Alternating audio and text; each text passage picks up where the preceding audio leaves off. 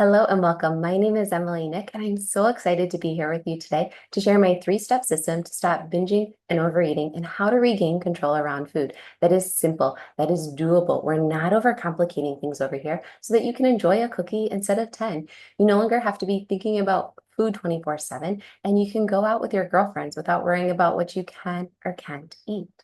Because when you struggle with binge and overeating, it can feel like this photo a lot. You've read all the books, you've listened to all the podcasts, you've tried therapy, maybe you've worked with a nutritionist or a dietitian, only to feel more confused and overwhelmed. You know all the things about macros and protein, yet you're still binging at night. And the same thing was true for me. I even ran a freaking marathon. I did an 11-day juice cleanse, and yet I was still struggling with food. So here's what you're leaving with today: a new perspective on how to stop binge and overeating for good, confidence that it is possible. I struggled for 15 years with binge and overeating, and in the last 5 years, I haven't binged at all. And that's just my new norm. I've worked with over 100 clients, and the same is true for them. And you're going to leave with tangible action steps that you can take and implement today. So here's a photo of me. I'm smiling here. I look active and healthy and fit to everyone else. But on the inside, I was struggling hardcore with binging and overeating at night and my appearance and how I looked. I was obsessed with working out and eating super healthy during the day, and then I binge at night. I used working out as a punishment or a chore or a way to make up for my binges, and it was exhausting. I viewed myself as a binge eater and unhealthy. And no matter what weight I was still struggling. I was labeling food as good or bad. And things got really bad when I moved to Bali, Indonesia with my husband. We were building this beautiful dream life. And I actually have a journal entry from November of 2017. My days would start out great. I'm going to soon to be a mom. I'm brilliant. I have a fantastic husband. We're creating this beautiful life together. And like a typical binge eater, by 8:30 p.m., I'm like, fuck, I've binged. I've had all of this food: cashew, dry bananas, granola, vegan burgers, Ramadan cheese. I don't know how I'm going to live like this for another 7 months. We were beyond stressed with building a house in a foreign country, both and being away from our families. And we were both a wreck. And I was eating my way in hopes of comfort, love, and support. And it's not helping. I'm just getting fatter. And so things got continued to get really bad. And so one day I was at an ATM and a complete stranger asked if I was pregnant. I was not freaking pregnant. So I went home. I was beyond embarrassed. I finally told my husband a couple of days later, and I realized I needed to make a change.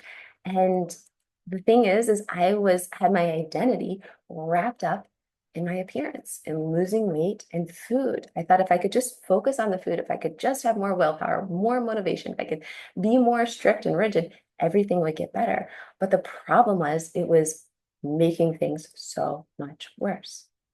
So I became super determined to figure out how to stop binge and overeating for good. It became my full-time mission.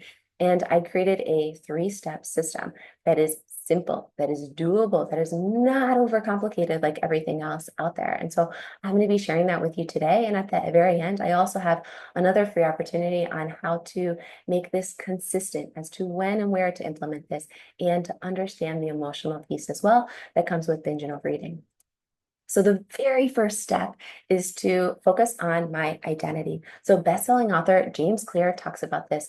In order to change your behaviors, you need to change how you view yourself, your identity. And so I saw myself as a binge eater, as someone who was unhealthy. And as a result, my actions complemented how I saw myself, and it was not a good situation.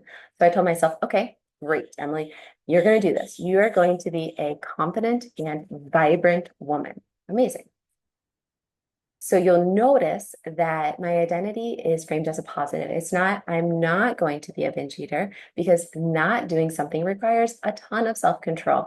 To say, I'm not eating the brownies, I'm not eating the cookies in my house. Instead, it's like, no, wait a second, I'm a confident person. This is what I do. So how does this person act? Because I clearly did not feel very confident. I felt like I lacked a lot of confidence. So she would enjoy unwinding after dinner. She would eat a meal and move on. It wouldn't be a big deal. She would dress confidently. She would use affirmations, practice affirmations. She would be able to pause. So when those urges would come up around thinking about food and wanting to go to the fridge and binge, I say, wait a second, I'm pausing. This is not what I do. I would move my body in a way that I actually enjoyed instead of this chore. I would take a shower and I would journal write because at night is when I was typically binging. I would have healthy ways to cope with my emotions instead of turning to the food for love, comfort, and support. So the second step is to keep it simple. How do I act like this person, this confident and vibrant woman? Because I sure didn't feel like that. I was wearing baggy clothes, I was hiding. So I have all of these different actions. And we're not going to have this like New Year's resolutions where you're going to say, I'm going to do all the things. I'm going to eat super healthy. I'm going to work out. I'm going to go to bed early. And then it sticks for a week. No, no, no, no. That's not what we do over here. We figure out what is the one thing we're focusing on. We're doing that. And then we build on. So for me, that looked like I wanted to change the mental space because I was already working out. I was already doing all the things, quote unquote, that were healthy, yet I was still struggling with binge and overeating. So you'll notice that what I'm going to focus on is not on tracking macros, not on meal plans. Those are typically band-aid approaches. You're focusing on the surface level without actually understanding why are we binging. We're not just going to focus on the food when we are already obsessed with the food. So for me, that looked like, okay, great. This is a photo of me. I think it's like 7 years ago or something. After yoga, I am going to say affirmations aloud. Awesome. Great. Okay, Emily. So I, Emily Nick, am a confident and vibrant woman right now. I, Emily Nick, am a confident and vibrant woman right now. I, Emily Nick, am a confident and vibrant woman right now. Simple, short, and sweet. Yet, you might not feel like that in the moment. And it's not like fake it till you make it, but you want to use words that resonate and connect with you because we're ultimately going to say, hey, this is the person that I am. These are the actions that I'm doing. The problem was is I wanted to see changes overnight. I struggled with binge eating for 15 years. And that's what a lot of people will come to me with. Like, Emily, I've struggled with this for decades, for years, and I want to see changes today. And so, yes, it is possible. I've had clients who have said, Emily, once I've signed up, I've mentally committed and I haven't binged. And that's just become their new norm. But typically, what happens is we need to see these small changes over time. So, yes, I'm a vibrant and confident woman. I'm not going to stop binging eating today, but I'm going to see positive wins. And so I'm going to prove it to myself with small wins. And that looks like even when I'm tired, I'm going to do yoga and I'm going to say my affirmations. I'm a confident woman. What does a confident woman do? Well, she does yoga. She rests. Sometimes I might not be doing yoga. She dresses confidently. She talks confidently to herself. And I love this photo of me and my baby girl because when I had my first kid, I was struggling hardcore at night, and that's when I would binge. And so this is a photo of me in my bathroom at night, and I don't binge eat anymore, and life feels so much easier. So I want to highlight this because this is so important, and there's a lot of like woo-woo, like, oh, we need to say affirmations and all the positive things. And I believe that affirmations have helped me a lot, and a lot of like the other things like journal writing and such. But you don't become confident by shouting affirmations in the mirror, but by having a stack of undeniable proof that you are who you say you are. So the reason why I say that it is a three-step system is, yeah, you need to understand how do you view yourself, your identity, what are the actions that you're taking, but you also need the third piece, which is proof, which helps tie everything back together to be like, oh, wait a second, I am a confident woman. I have proof because on Monday, X, Y, and Z happened at work, and I came home and I had dinner, I took a shower, and I went to bed. And so the proof is what allows you to be like, oh, yep, I'm moving forward. I'm moving forward. I got this. I'm going to be consistent. Where you tell yourself, hey, I am this confident, vibrant woman. I can now have a burger and french fries, and I don't need to go home and binge eat. I can look at myself in the mirror when I wake up and I'm not feeling bloated. I'm not feeling like, I need to restrict X, Y, and Z because I binged last night. And I can have banana bread with chocolate chips. My son loves, and I don't eat a bunch of tiny little slices until I eat the entire thing. It's in there and I forget it's even there. And so with the little wins over and over again, you become the person that you want to be. You've always known. And I'm actually going to take a sip of water. because I love to talk and I get animated about this because this is what I live for. And so the first one over here, I love this. This is Jess. She started working with me in April. And by July, she said, Emily, Easter chocolate has never lasted so long in my house before. Like, could you imagine having chocolate in your house for 3 months and forget it's there? Another client down here, she struggled with, or she came to me when she had ripped her shorts on a walk. She was so embarrassed with her, at the time, fiance. It's just like, oh my gosh, Emily, because she had gained weight. And so 6 months later, she was stepping into her wedding dress, elegant, stepping into her glittery shoes. And yes, she lost weight as a natural side benefit. My other client, Elise, she came and visited me. She's the first client that's ever visited me in Bali as of right now. And it was awesome. She doesn't binge eat either. She said, Emily, like, I forget I have these like cravings. Like, I have food in the house and it's not a big deal. Jenna lost over 45 pounds. I don't talk about weight loss a lot, but it happens as a result of saying, hey, these are the things I'm doing. I send clients messages and voice notes. And my voice is very soothing, like you're hearing right now. It's encouraging to say, okay, this is who I am, and these are the things that I'm doing, even when things feel hard. Another client from Germany, this is a photo of her on vacation with her partner, and they're having, food and they have dessert, and it's no big deal because she sees herself as a damn powerful warrior and she acts like that. And binge eating doesn't happen anymore when she's been struggling for decades. And then my last client, I absolutely adore her. She must be the woman I have been talking about in my journal. She sent me a ton of photos of her confident, poised, hers, I'm a beautiful badass. And that's what she was, stepping into her blue power suit as she was leading a meeting. And wanted to share another win. I have Belgian chocolate, of course, at home. And it didn't even trigger me one bit. It's just there. Like, and I share this with you to show that it is possible. Because in order to make changes, to change our behaviors, we have to see that, wait a second, there have been people that have been struggling just like we are, that feel like it is impossible, and yet they have made changes. And it wasn't difficult. Yes, it took effort, but it's simple and doable. And so I love to share examples because that's how I learn and that's how my clients learn as well. And so this is Mark, and I freaking love these photos that he sent to me. But this was before we started working together in November of, my gosh, 2022. Sorry for the delay, but I finally found perfect photos. My pre-em photo, blindly eating chocolate, and my next photo. So when he first connected with me, it was in the middle of winter. He lives up north in the States, and it's freezing cold and snowy, and he didn't have much to look forward to. And he felt like he lacked discipline, poor self-esteem. He's even a doctor. He's knows about nutrition, and yet at the same time, he was binging and overeating at night. He said, Emily, it's embarrassing telling your family that you struggle with binge and overeating. You feel like a failure. So you feel ashamed, and then you keep it to yourself and you don't tell anyone. And it just gets worse and worse.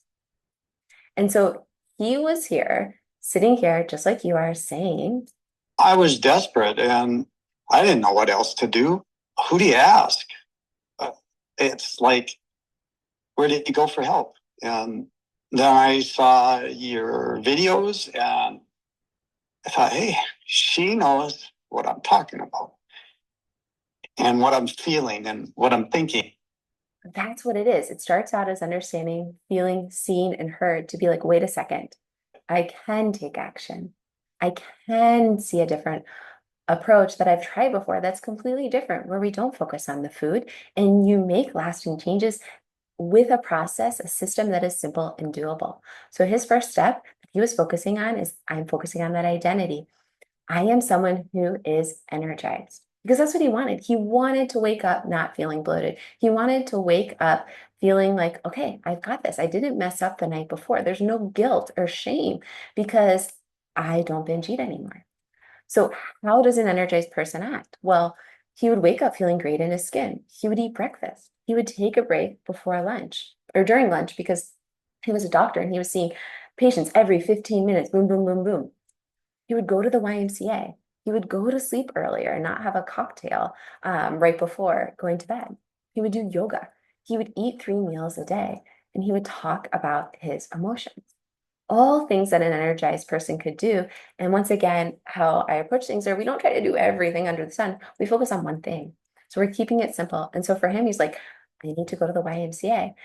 I need to start moving my body again because when I move my body, I feel better about myself. And when I feel better about myself, I make better decisions. I am an energized person. But he might be thinking like you are, can this really work? I feel like I've tried everything. I've tried the diets. I've lost weight before, but then it's only come back again.